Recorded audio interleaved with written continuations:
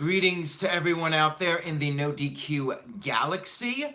Welcome to NoDQ Live here on NoDQ.com and the YouTube channel, youtube.com/AaronRiff.NoDQ. We are coming off Smackdown Live from Corpus Christi, Texas. Going in, I was fearing the worst, and of course, we had a contract signing that was advertised for this show, but overall, SmackDown was not a bad show. I did enjoy it, and I felt like it was a fairly good show in terms of building up Money in the Bank. Hello to everyone out there in the chat room. Thank you for tuning in. NoDQ Live. It's the sweet one. But anyways, let's get to the show. Let's talk about the opening segment, which was Carmella coming out for a promo. She said she was going to unmask Asuka or some crap. She showed footage of Asuka leading up to WrestleMania, and then Carmella showed the footage from WrestleMania where Asuka lost. She brought up how she's going to beat Asuka at Money in the Bank. I'm not sure how many people really buy into this and think that Carmella has any chance whatsoever. If you're suspending disbelief, do you really think that Carmella can beat Asuka? I'm not sure too many people think that way. Maybe I'm wrong, but it is possible. Bradley says, please don't say that phrase again. It makes me go nuts. I think he's talking about, it's the sweet one. I'm just going to say it for every time no, I better not do that. If I do that, then I'm just going to lose all my viewers because that commercial airs like 4 or 5 times. That and the Suck My Balls commercial, those two commercials are driving me absolutely nuts. If anything else is driving me nuts more than those commercials, it's Facebook. But I will get to Facebook in a few minutes here. I have a rant about Facebook, so stay tuned. I'll save that for after the SmackDown Live review. We got the mods in the chat room. Jeff Meacham, who thinks Carmella is going to win. How about that? Kayfabe Candy Ass agrees with Jeff. And Certified G Jeffrey says Mella is money. I am getting tired of the Mella nickname. She keeps saying Mella, Mella, Mella. And to me, it's starting to run its course. It's starting to get, it's the sweet one level annoying. Nelson with a $2 Super Chat donation. Can Carmella beat Ronda Rousey? I would say if it was real, highly unlikely in all likelihood. But since it's the fantasy world of WWE, never say never. TK says he will quit WWE if Carmella wins. I've heard that before. I have a feeling if Carmella beats Asuka, TK will be watching Raw and SmackDown. Just my gut feeling. Maybe I'm wrong, but that is my feeling. So we had Asuka come out, and this led to Sonya Deville and Mandy Rose coming out, and we had a handicap match set up because Asuka won, and not one, but both of the former Absolution members. So the match was made, at least it was made before the commercial break, but of course Paige used that line that is used ever so often, and this match starts next. It's either this match starts now or this match starts next. So the game we play is which line is going to be used. Caleb Jacobs with a $4 Super Chat donation. Thank you, Caleb. Carmella has no credibility after Ellsworth. I would not go that far, but she doesn't exactly come off as like the most credible female superstar. The world champion should be the most credible competitor, in my opinion, at least. By the way, quick plug for Virtue. Him and Big Jeffrey will be doing a Facebook video after I'm done with NoDQ Live, 11 o'clock Eastern, 8 p.m. Pacific. I will unfortunately not be there because Facebook says so. But again, I'll get to that in a few minutes here. I have to build up the anticipation with the Facebook rant. So stay tuned. Let's get back to the review. We had the handicap match, Asuka versus Mandy Rose and Sonya Deville. Asuka picked up the victory. I believe it was over Sonya. And then after the match, Mandy Rose got in the ring. And when Asuka was distracted, we had Carmella hit Asuka with the championship belt. And yeah, I said it. I said belt. So, too bad, WWE. Marshall Leonard says, I will shave my head on YouTube video if Roman Reigns wins his match at the Money in the Bank pay-per-view. Well, if that match, Roman Reigns and Jinder Mahal, main events, and when I say main events, I mean it closes the pay-per-view. If that happens, somebody's getting a NoDQ.com t-shirt. You just have to retweet me on twitter.com/AaronRift. Cheap plug for my one social media account that I have left at this point. All right, so let's move on here. We had a backstage segment, which actually might have been my favorite part of the show for unintentional reasons. We had The Miz chatting with the New Day, and the New Day made him an offer. They said the Miz could pick a name out of a hat, and whichever name Miz picked would be the New Day entry in the Money in the Bank ladder match. So the Miz reached into the hat, and as it turns out, it wasn't pieces of paper, but it was, I believe, pancake batter. And Miz shaked off the batter, and some of it got on Xavier Woods' face, and it looked like somebody busted a nut in Xavier's face. And I cannot believe I just said that, but yeah, I did it. By the way, the New Day, they were wearing Pancake Power t-shirts. So, looks like there's no New Day breakup. I think we can all pretty much just give up on that concept that they're going to be breaking up anytime soon.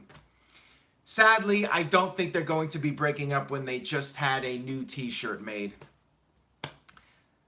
Bust a nut, you know, like you take a hammer and you smash the nut with a hammer. That's busting a nut. I'm not sure what you guys in the chat room are talking about. I'm just talking about taking a hammer and smashing a nut, you know. Bust a nut chant. There we go. Ryan just joined the chat. What's up, everyone? Well, hopefully he missed that whole part of NoDQ Live. Let's move on here. TK says funding gone, Aaron. Yeah, probably. I'll be kicked off YouTube next at the rate things are going. Curtis says mind in the gutter. Let's move on here and talk about the other segments on SmackDown Live. We had a mixed tag team match with Jimmy Uso. I think it's Jimmy Uso. Correct me if I'm wrong. Jimmy Uso and Naomi, husband and wife tag team, against Aiden English and Lana. Jimmy Uso, thank you guys. Jimmy Uso and Naomi against Aiden English and Lana. This was a fine match. I enjoyed it. I thought it was a good match. I was a bit sad, though, that poor Aiden English took the fall in this match. Makes me sad. As you guys know, I'm a big Aiden English fan. I like his introduction with Lana is the best, Lana number one, however it goes. I don't know how it goes, but I'm sure if he does it every week, I'll start remembering it. We also had Carl Anderson versus Luke Harper, and it was a quick match. It was only about 2 minutes, I want to say. Anderson pinned Harper with a fruit roll-up, so I guess we're supposed to believe now that Anderson and Gallows can beat Harper and Rowan because Anderson pinned Harper with a roll-up. Whatever. I guess next week it's going to be the opposite. It's going to be Luke Gallows versus Erick Rowan. Why could they not just do Luke Gallows versus Erick Rowan? Just do that one match and have Gallows pin Rowan. because of the two, I'd rather see Rowan getting pinned than Harper. But I guess it doesn't matter at this point. Who cares? I really don't care about this match. Snipe Rider says the Bludgeon Brothers deserve better booking. I agree. This feud just feels flat and thrown together.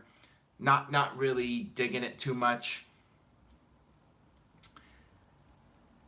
Let's talk about the contract signing segment, which I will give WWE credit where credit is due.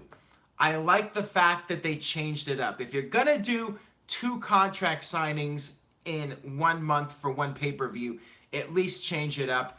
And that's what WWE did here. We had AJ Styles and Nakamura backstage with Paige doing the contract signing instead of in the ring. I liked the fact that it was changed up. I thought it was a funny segment. I like Nakamura saying he doesn't have a pen or the pen's out of ink or something. And AJ Styles was just getting ticked off. And then AJ ended up slapping Nakamura and was escorted away by, I believe that was Dean Malenko. I wasn't sure. Was that Dean Malenko? I had to do a double take. I'm like, that looks like an older version of Dean Malenko. But I wasn't actually 100% sure. At first I thought, wait a minute, is that just some attorney representing AJ Styles? But then I looked closer and I'm like, that's Dean Malenko. So yeah, it was Dean Malenko. Got a $2 super chat donation from Hero Villain 5. I have no comment tonight, but here you go. Well, thank you for that, Hero Villain 5. I appreciate it. Feel free to leave a comment if you want to give your thoughts on something.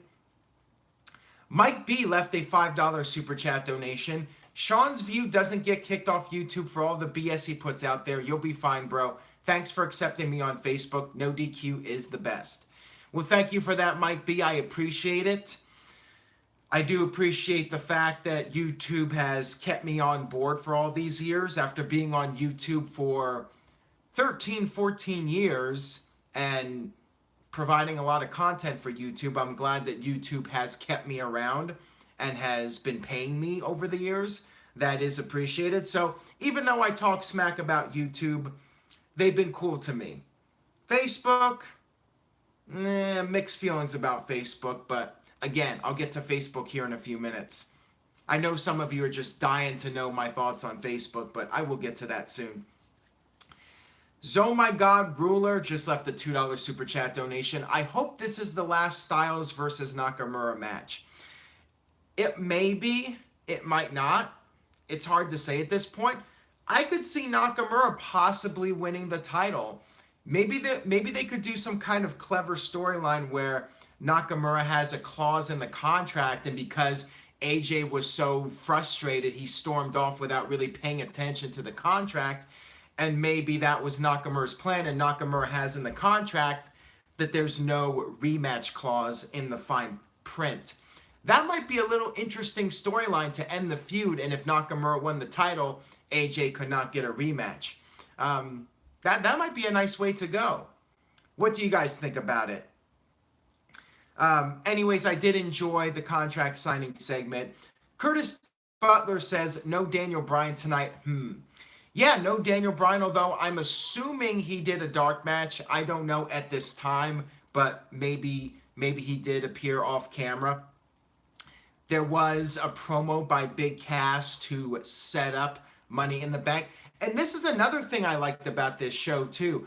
I liked this promo where Big Cass had the crowd behind him. It was done on the stage with Renee Young and Big Cass having their backs turned, and the camera was facing them with the crowd in the background. I actually thought that was a nice change of pace, just doing something different, which I like. You know, even if it's little cosmetic things here and there, I like changing things up. And I think it's much better than the selfie promos. Now, did WWE get rid of those? Because I don't recall seeing any this week. Somebody might have to point out if there was one, but at least I didn't notice anything with the text. If there was one, there was no text. But maybe I just missed something. If WWE got rid of those promo segments, then that makes me very happy. I did like this style of how this was filmed with Big Cass and having the crowd in the background on the stage. Big Cass cut this promo. He made fun of Daniel Bryan for being a tiny little person, and he brought up being at WrestleMania 30, and he was like, how can a guy this tiny be the world champion? So he's just making fun of Bryan for being small. We'll see what happens at Money in the Bank. Virtue's just trying to get on my nerves here. Facebook is the best. Facebook #1. There you go. I did the clap for it. Hope you're happy now. Snipe Rider says Cash got no reaction. Did I just say Cash? Cass. He certainly wasn't Kid Cash. This was Big Cass. And yeah, I felt like maybe the worst thing on this show was the crowd, but it's Corpus Christi after all. I thought that they were a little bit better than I was expecting going in. They still were not great, but I thought that they were okay. King says Cass ain't got nothing without Enzo. CM Punk chants from Bucket of Sand. I will be talking about CM Punk here in a few minutes too. There are a few big news stories today, so check out NoDQ.com regarding CM Punk and the verdict in his trial with Dr. Chris Amon. And also, there's a big story about Chris Jericho and Impact Wrestling working together. So again, head over to NoDQ.com for more details on those big stories. Now, let's move on here. We had Charlotte Flair versus Becky Lynch, which was an interesting match. The two of them were basically working as friends here, having a friendly competition.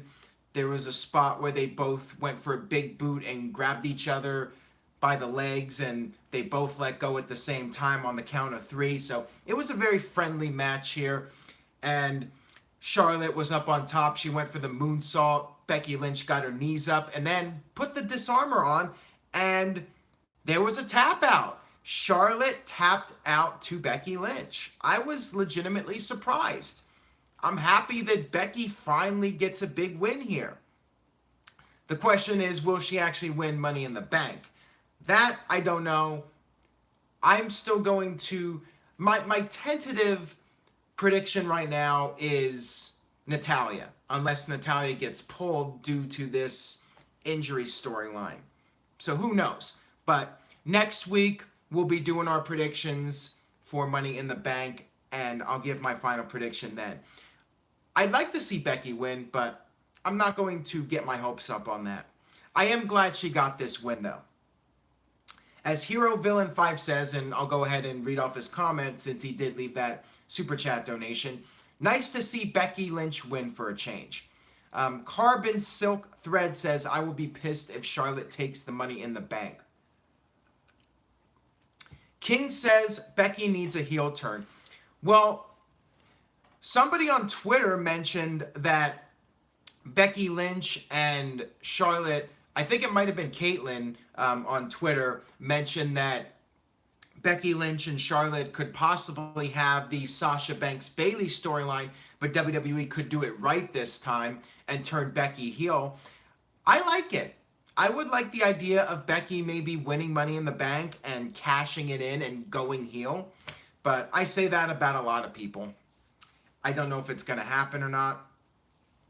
Apparently there was a Lio Rush promo on 205 Live, so I guess that's a little bit of breaking news here, unless I'm being trolled, which is always a possibility as well. So I will double check this actually. I will go on WWE's Twitter and verify this instead of just assuming the word of one person here. I am here on Twitter, and yeah, it's only a matter of time before 205 Live is feeling the rush. Lio Rush is coming soon. So yes, it is official, people. Lio Rush is heading to NXT. Or excuse me, not NXT, 205 Live, whatever. What do you guys think? Your reaction to Lio Rush heading over to 205 Live. Do you think it will help the brand? Do you think it doesn't matter at this point? Do you think it's a dead brand? Leave a comment. Yeah, I'm not blocked by WWE. That's a good thing. I'm blocked by half the announcers in wrestling right now, from Michael Cole to David Otunga, Josh Matthews, JBL. There's a couple of other people. Jeff Meacham says Caitlyn is definitely not Jeff. I'm not sure what Jeff's talking about in the chat room. I think he's off his rocker. Meacham is the best. Meacham #1. Clap, clap, however it goes. I'm blocked by a lot of people on Twitter, but it is what it is.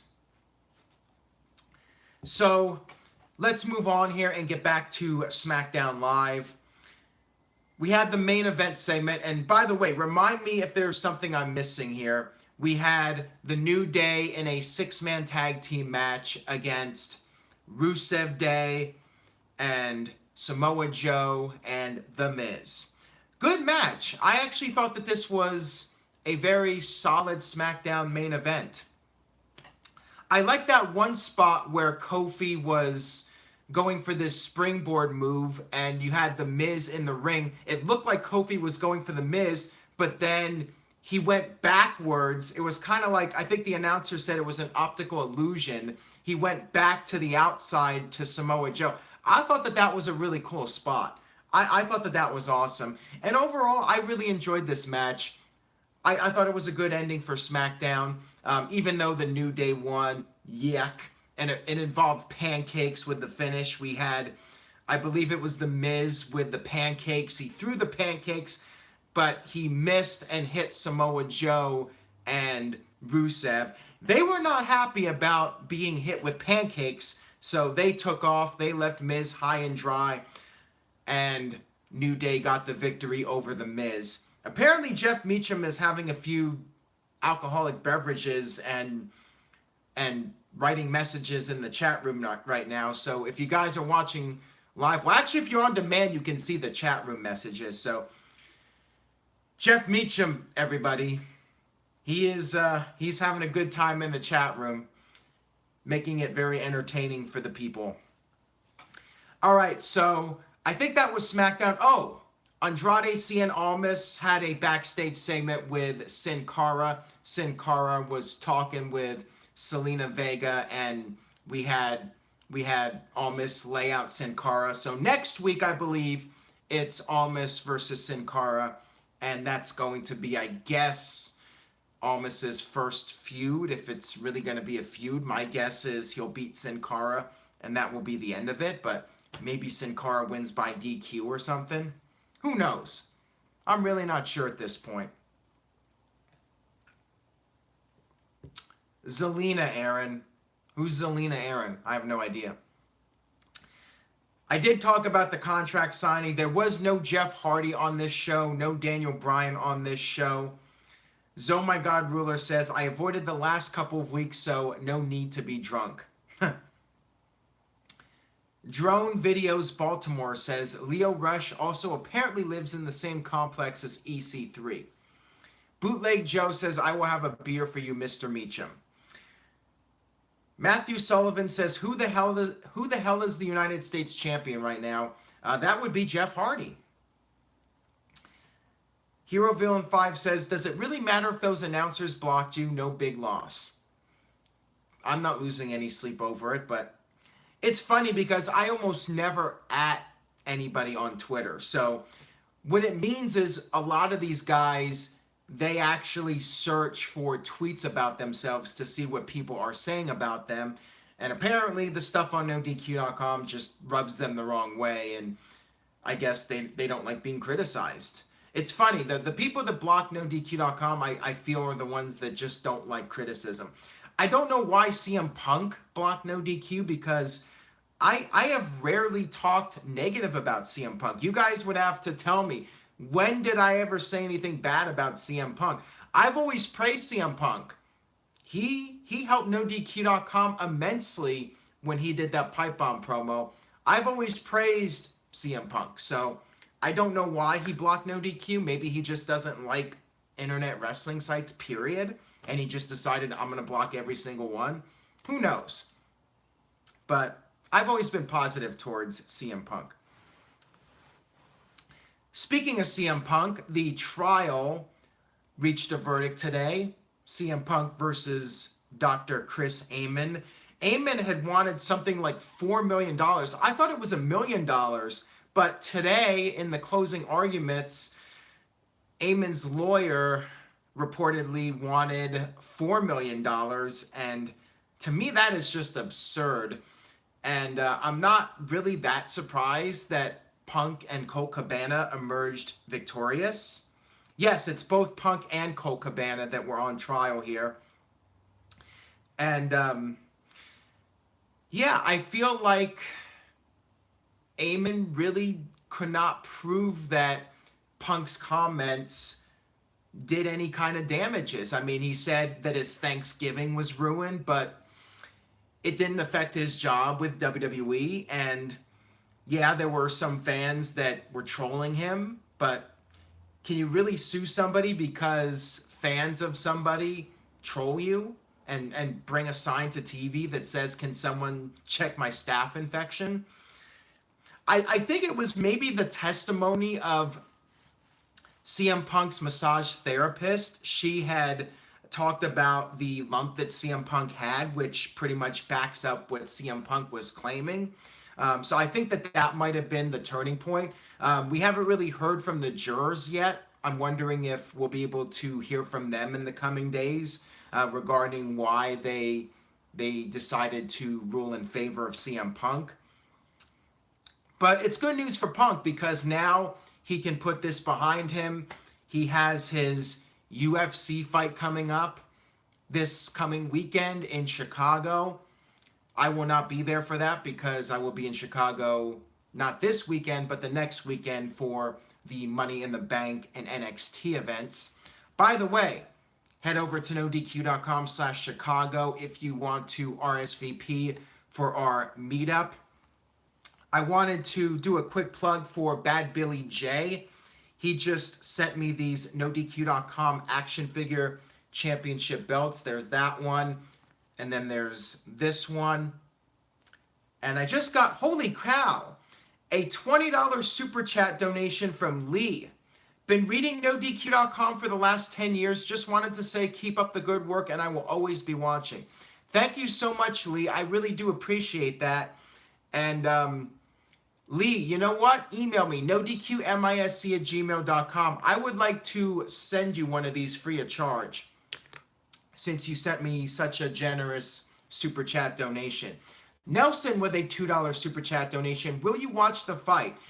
Yeah, I will try to check out the fight this weekend. I am curious to see if CM Punk can win his second fight. I'm really curious to see how that goes. I don't know how it's going to go for him. I don't know if he will be able to prove his doubters wrong. He's up against, obviously, very easy competition in Michael Jackson. Can't even do it because my throat is sore at this point from talking for 25 minutes. And thank you to Sam Atwood with a $5 super chat donation. I appreciate that. More than sexual chocolate got from China for sexual harassment. I think that's a reference to the CM Punk lawsuit. But thank you for the comment, Sam, and thank you for the super chat donation. Thank you for reminding me of that, Jeff, because like all the comments were going down here. Actually, Zone My God Ruler mentioned it too. I always got to mention the super chat donations. That's pretty much my guarantee. If you leave a super chat donation, I will acknowledge your comment. Even if you say Aaron Rift is a jerk off, I will still read off the comment. I will read off whatever you write. You can write off anything unless it's something that's going to get me in serious trouble. So don't push your luck, but use common sense. You can say Aaron Rift is a jerk, but don't make me say something that's going to get me sued by somebody. That's the one exception. So that's my little disclaimer for that. Kayfabe Candy asks, it's like, first you say bust a nut, and now you're saying jerk off. So yeah, I'm just breaking all the rules here on NoDQ Live. I also have these small belts that Bad Billy J sent. Check it out. Etsy.com/shop/BadBillyJ, as in the letter J. Zo My God Ruler with a $2 super chat donation. Aaron Rift is not a jerk off, he's a legend. Well, thank you. I appreciate that. I really do appreciate that comment.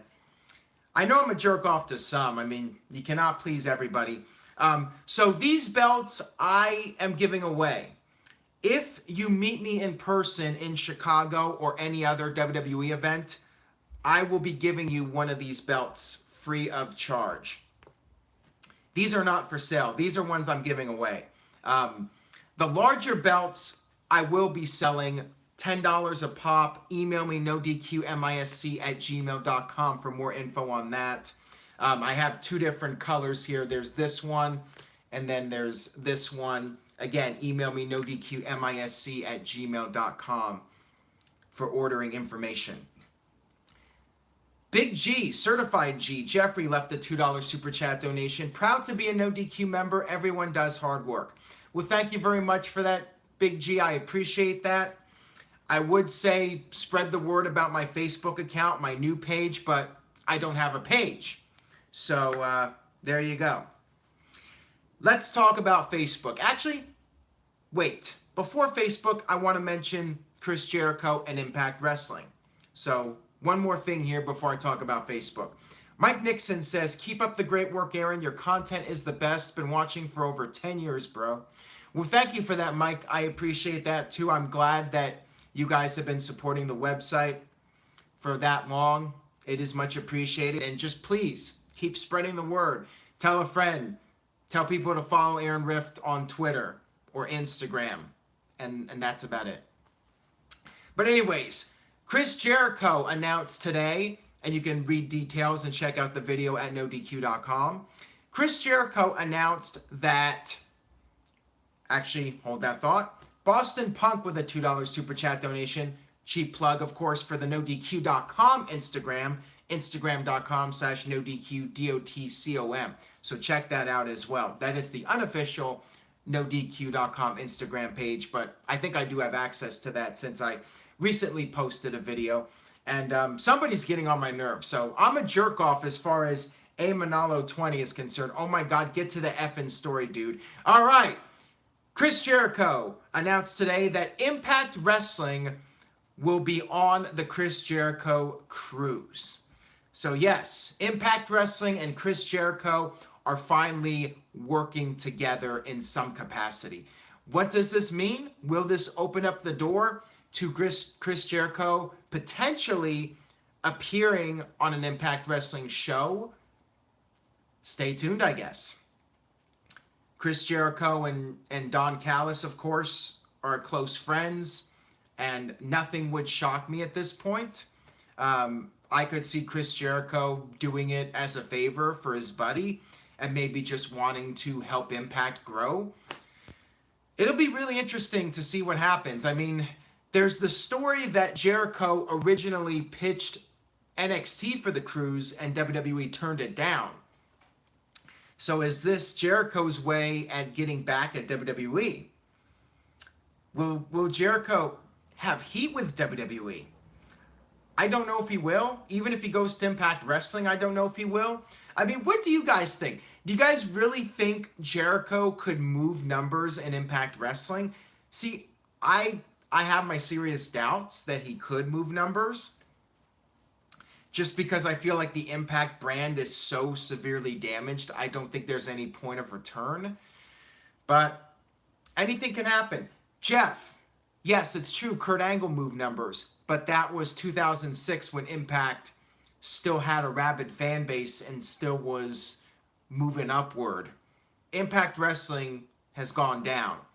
They don't have that fan support that they used to have. Maybe Jericho, I mean, Boston Punk has a good point. Maybe one or two nights Jericho could move a number for Impact. But I don't know if they could do it long term with Jericho. And I feel like somehow they would manage to screw it up. At least Jericho would probably have cool entrance music. He would likely come out to Judas or something like that. So on that note, at least Jericho would have good entrance music. But I don't know if Jericho could really turn Impact Wrestling around. Impact needs to make new stars, and they're not doing it. Yeah, it might help to have somebody give the rub to somebody, but Impact doesn't have anybody. I mean, Sami Callihan, I don't know. I don't know if that guy's going to be the one.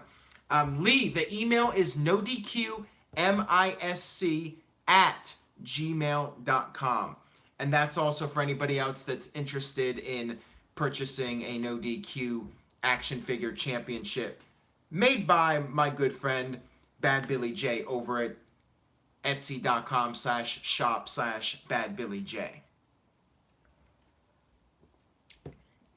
All right.